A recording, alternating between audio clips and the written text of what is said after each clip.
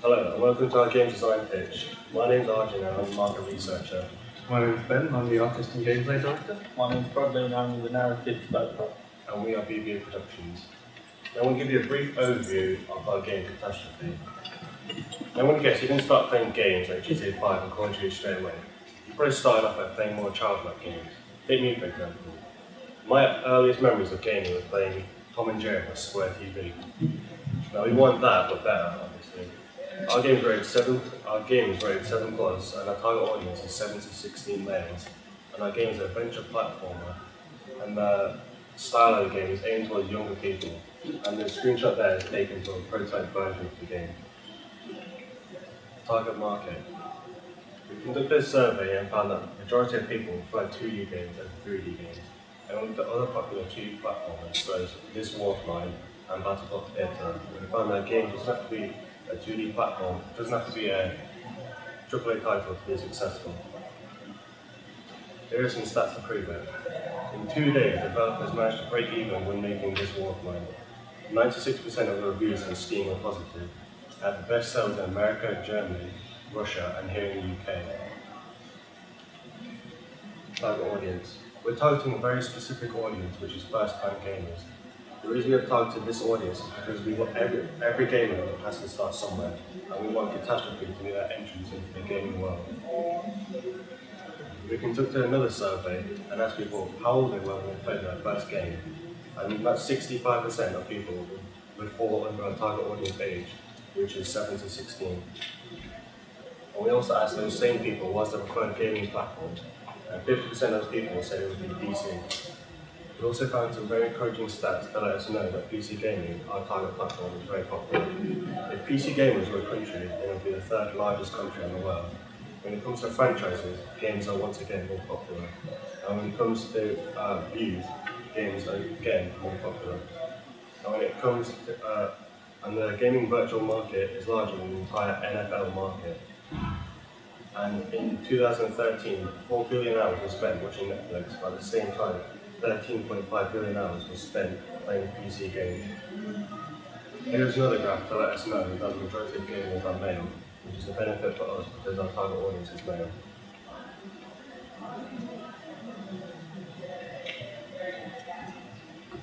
Style. What is the style of Catastrophe? Our audience is young, so we have chosen cartoon style with 2D aesthetic. They're using bright colours as shown in the image on the bottom side of the slide. For tutorials, we've used environmental visual cues that stand out to the player, but also blend in with the world. This, for instance, as shown in the left again. If the player sees a sign with a skull on it, they'll know that the water is dangerous, and so, rather than having a text tutorial, they'll most likely skip through. They'll recognise the lads that the water is dangerous, and so if they see the sign later on in the game, they'll know that that section is also dangerous.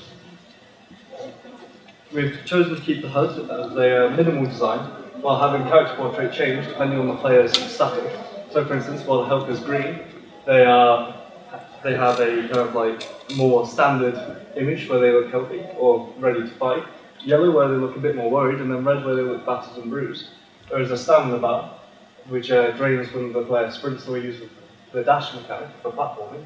And then they also have the circles underneath that show the condition of the mice which they can use for combat, but that will be explained later on. This minimal HUD design allows the player to focus on the game, and also keeps the HUD simple, meaning that they won't focus on unneeded elements which could confuse the young player and cause frustration while playing. Now, you may be wondering, but how does the game actually play? Now, as shown before, this is the same image of the prototype version. You can see that it is in a 2D landscape with the player dashing over a gap. You have the HUD in the top left that is very minimal. We've taken inspiration from games such as Battlebot Theatre and Castle Crashers, using the same 2.5D style, although we'll choose to, rather than be able to run backwards and forwards through the environment, use really just platforming from left to right.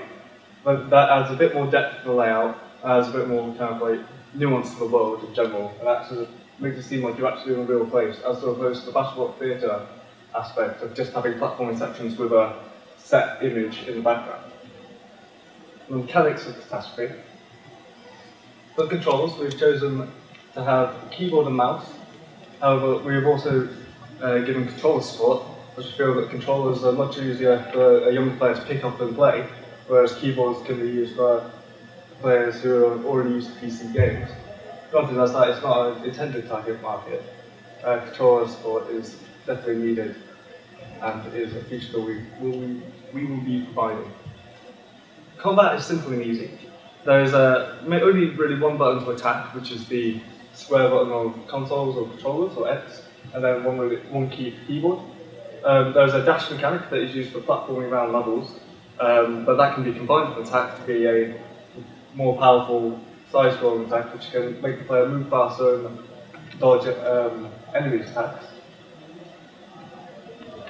Now, for bosses in the game, we have chosen to go for an arena combat style, which is basically where, instead of the standard platforming, where you'll go and find an enemy and you'll just beat it and they'll drop some kind of coin or something like that, you'll be dropped into a themed arena, which is kind of like a preset area where you'll have different mice you'll recruit throughout the game, which you can then fight as to defeat a boss. These mice, for instance, you have bigger, stronger mice that have slower movement but harder hitting attacks. They work like a roster. So, for instance, when you first start a mini boss, you'll play a cutscene. You'll then drop into the arena. You'll have your cat in like the top left with your roster of mice, and one mice will jump down. You will then play as that mouse, fight the enemies, and say if that mouse is defeated, you'll then swap to the next one. Before that mouse is defeated, so for instance, if the first mouse in your roster is a larger, heavier hitting mouse, but then the enemies are all much quicker and you're finding you're missing attacks because of this, you can swap out preemptively to like a smaller mouse in your roster. If you're then beaten by this boss, before you end up beating them, then any status effects or healing or any mouse that are defeated in that arena stay defeated until you go to like one of the hub worlds in the overworld platforming section where you can heal them up or go and recruit new mice and change up the roster, adding a layer of strategy to the game, meaning that boss encounters are actually a threat and can't just be repetitively smashing your head on it until you get the fight to work. Now, skins can be found and worn by the player throughout the game. They give different status effects and things like that. So for instance, line suit that means that the player hits harder. The character reacts to the environment, so for instance, if the character goes into a puddle, then the skin will get noticeably wet, and then as they stay wet for longer, their character will get sad, keeping to the younger target audience and the kind of bright, colourful aesthetic. And just little features like that help this world really come alive and stay interesting to the player. Coins of the game can be collected throughout the overworld platforming section. They'll be used in the hub world stated earlier to buy different and recruit different mice. These are spent on improving your mice recruiting rules.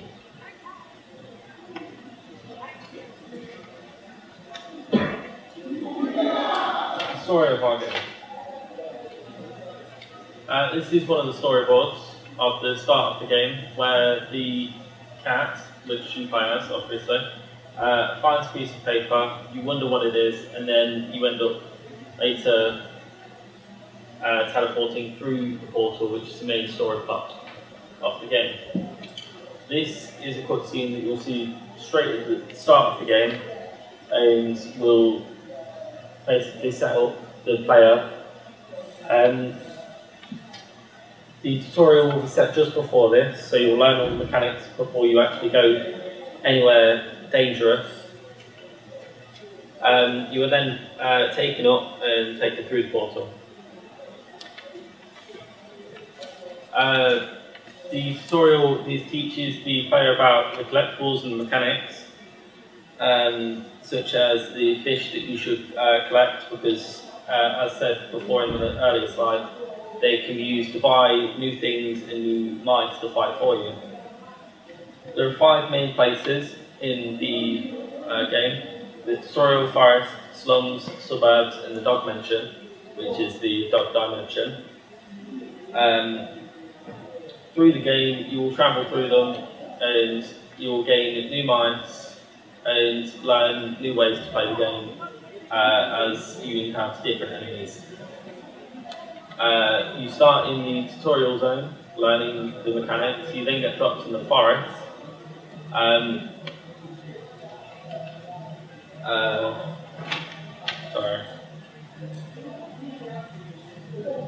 You then get dropped in the forest, of which you learn to fight through enemies in a platforming way with enemies that suit the environment, such as a frog or birds around the area. These can be translated to different areas as you will find different enemies in different places. Plot twist. When you finally do get home, after defeating the major boss, which is a dog,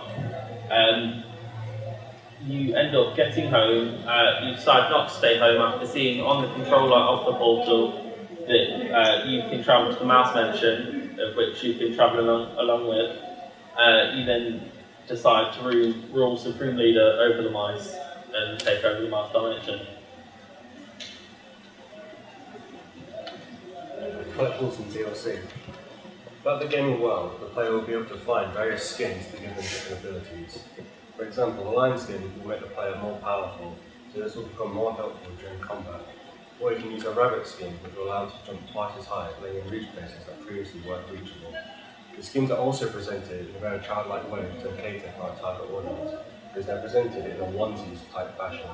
So their standard characters stay the same, and then you put on the onesie and that'll be their skin. DLC. We currently have 2 ideas for DLC. 1, Catastrophe, Catastrophe, and 2, Catastrophe on the 7 Seas. Both DLCs will release extra skins to the game and extra story. This, depending on the success of the game, they'll decide whether or not we'll release the game, the DLC side.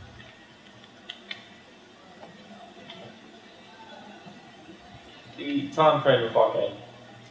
You start out with the pre-production, of which we've been doing for the past however long. We're now doing the pitch, and then if we do get the money, we will continue to develop the game up until the point where we feel like we can make the game to industry standard.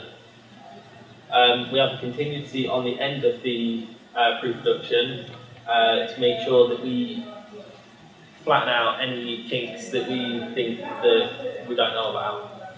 This can be done through tips that you give us after seeing the pitch. The actual production of the game will take 9 to 39 weeks,